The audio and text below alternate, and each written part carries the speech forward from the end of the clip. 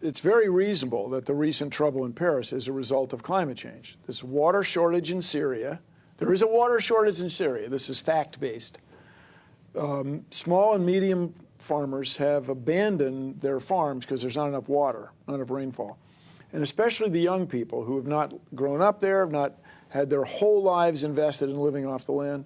Young people have gone to the big cities looking for work. There's not enough work for everybody. So the disaffected youths, as we say, the young people who don't believe in the system, believe the system's failed, don't believe in the economy, are more easily engaged and more easily recruited by terrorist organizations. And then they end up partway around the world in Paris shooting people. So you can make a very reasonable argument that climate change is not that indirectly related to terrorism. It's related to terrorism. So this is just the start of things. The more we let this go on. In other words, climate change facilitates the rise of terrorism. Absolutely. In fact, climate change is directly related to the growth of terrorism. And if we do not get our act together and listen to what the scientists say, you're going to see countries all over the world. This is what the CIA says. The good thing about science is that it's true, whether or not you believe in it. Those who deny climate change, what do you say to them? In a free country, which at least we believe, we tell ourselves we live in a free country, I don't care what you believe. You believe whatever you want. The problem comes about is if you are in denial of an emergent scientific truth and you wield power. Sheldon Whitehouse said, why don't we have a RICO investigation of and prosecution of climate deniers, or at least the people who are funding it or who are being paid to deny that our climate is changing. Makes sense to me.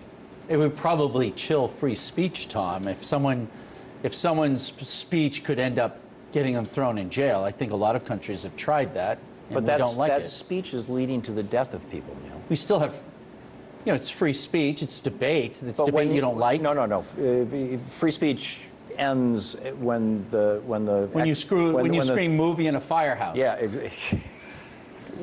close enough. But people are dying. I mean, I'm smiling. I shouldn't be. We've got 12 million refugees now in Syria. 5 million have left the country. 250,000 people have died. This all goes back to 5.5 years ago, the worst drought literally in the 7,000-year history of the region. So you're going to right back to climate change. So you're going to go after somebody who doesn't believe in global warming, and you're going to bill them for the Syrian refugees? No, I'm saying they're responsible in in part for the fact that people are dying right now. I just think it's crazy to start throwing people in jail for speech. Well, we do it all the time. Now, people are cherry-picking what are scientifically determined truths. Scientifically determined truths are not subject to your opinion. So you don't buy the 97% of scientists who studied the issue? Who counted them? Who measured? I mean, where did that figure come from? They plucked these things from the ether. The climate is changing. I don't think man has much to do with it. I don't know why the planet's warming. It is, but believe me, I don't think it's, I think the deity's the only one who knows. So fine, argue about the politics, or argue about your religion, or about your other philosophies, but emergent scientific truths, that ought to be a foundation on which everything else is discussed. I think the Great Rotation is a giant myth like climate change. I'm not impressed by numbers. I'm not impressed by consensus. If you really believe in the man-made global warming carbon problem, which I do not. People don't say, I want to repeal the law of gravity because you gained weight last week.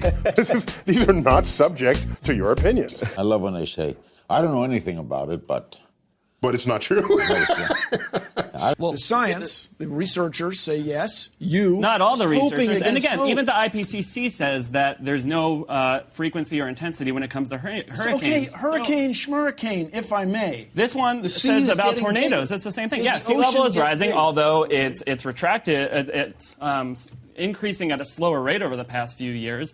We've had Arctic ice globally increasing. Data? I think no, not absolutely. Why did this one come out? But Bill, isn't it a problem when science guys attempt to bully other people? I mean, Nick here had to say, I'm not a denier. He had to get it up. I'm not a denier, because really, the science group has tried to shame anyone who dares question this. Okay. And the point I'm trying to make is it's not working with the public. So, Representationally, climate skeptic, please make a case against climate change. Well, I just don't think all the science is in yet. It's settled. Okay, and what is the overwhelming view of the entire scientific community? Okay. Any response to that?